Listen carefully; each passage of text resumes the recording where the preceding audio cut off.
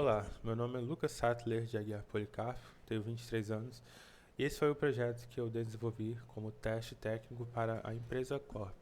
É um sistema de emissão de notas fiscais. Eu utilizei C Sharp e Angular para o seu desenvolvimento e o SQLite como banco de dados. Esse projeto ele consiste em ter dois microserviços, um microserviço de produto e um microserviço de fatura. Então, aqui na página principal, eu tenho a listagem dos produtos que já estão cadastrados no banco de dados. Eu posso criar um novo produto.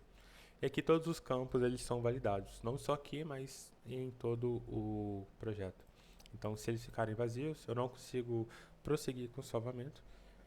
O balance, por exemplo, ele não pode ser negativo. Então, se eu colocar um valor negativo, aqui fala que ele tem que ser maior do que zero.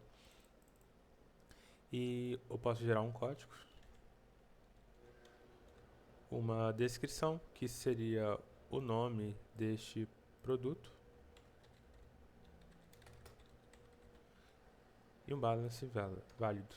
Agora sim o botão de save ele fica disponível e eu posso salvar. Então o apagador de quadro ele foi persistido com 200 de unidades.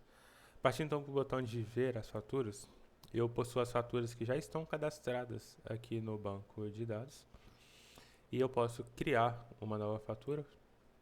Aqui eu simplesmente escolho os produtos e as quantidades. Aqui é a mesma coisa, os campos eles são validados também. Então eu posso escolher, por exemplo, o que eu acabei de criar, o apagador de quadro. Coloco 5 unidades e posso ir adicionando outros. E o botão de save, vocês podem ver que ele só fica disponível quando os campos eles estiverem preenchidos. Então se um deles não estiver, eu não consigo prosseguir. E posso também remover, caso eu precise.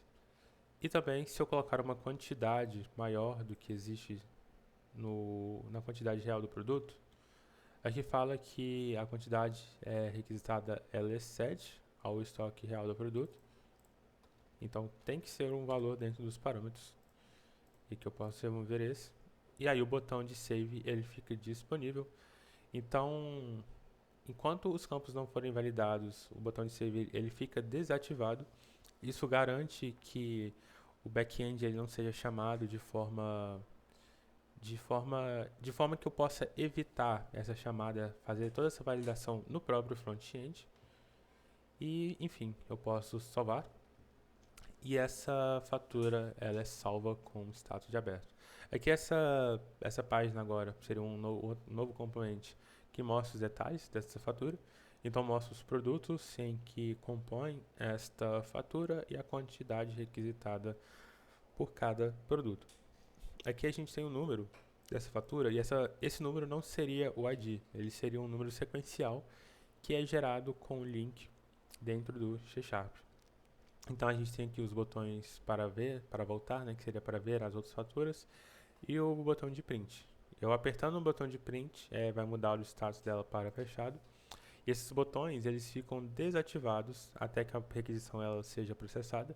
Aqui eu coloquei um timeout de 3 segundos só para poder simular esse processamento e mostrar que o botão de print ele tem um botão de spinner que fica bem visível para o usuário, para ele saber que essa requisição está sendo processada, e os botões, tanto de print quanto de view invoices, eles ficam desativados.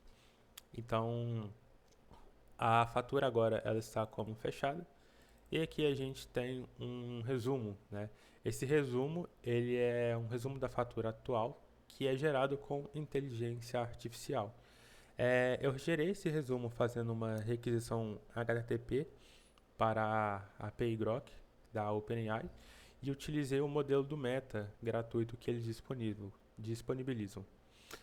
No prompt utilizado, eu peço para que a IA ela analise os dados da fatura e me retorne um resumo contendo o status, a quantidade de cada item e a quantidade total da fatura. Então, se a gente abrir aqui o, o código que mostra o endpoint, aqui a gente tem um prompt que pede explicitamente para retornar o status, os itens e as quantidades e tudo mais. Aqui mostra também que eu estou utilizando o modelo do Meta e e a URL da API, que seria a API do Grok, da OpenAI. Então, voltando para cá, eu aperto no botão de voltar.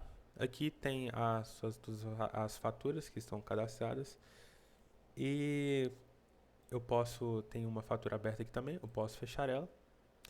E lembrando que quando eu aperto esse botão de print para fechar, o valor que está reservado aqui dentro, ele é subtraído do valor real do produto. Ou seja, aqui a gente tem um apagador de 4 que eu reservei 5 unidades deles. Então, se a gente voltar nos produtos, a gente vê que agora o apagador de 4 ele só tem 195 unidades. Mas essa subtração ela só é feita quando a fatura ela está fechada. Então, se eu criar uma nova fatura, colocar o apagador de quadro, colocar 5 unidades novamente e salvar, e não fechar essa fatura, quando eu voltar para ver esse produto, ele continua com 195. Então, a subtração ela só é feita a partir do momento em que eu fecho a fatura. Agora sim, o apagador de quadro ele está com 190 unidades. E a gente tem os botões de cancelar a fatura, que seria para fazer um rollback. Então, cancelando a fatura, o valor ele vai ser estornado para o apagador de quadro. Então, agora ele volta a ter 195. E se eu cancelar essa daqui também, que tinha 5 reservado, ele volta para 200. E como implementação em caso de falhas de algum dos microserviços, por exemplo, o microserviço de fatura, ele está ativo, posso fazer um refresh aqui, ele está ativo, a requisição sendo feita, tudo ok. Mas se eu parar esse serviço, por exemplo, aqui dentro do Invoice Controller, eu tento dar um refresh na página, e agora fala que retorna um erro 503, mostrando que este serviço ele está indisponível. Então, esse foi o meu projeto que eu desenvolvi. Agradeço muito pela oportunidade e espero em breve poder fazer parte do time.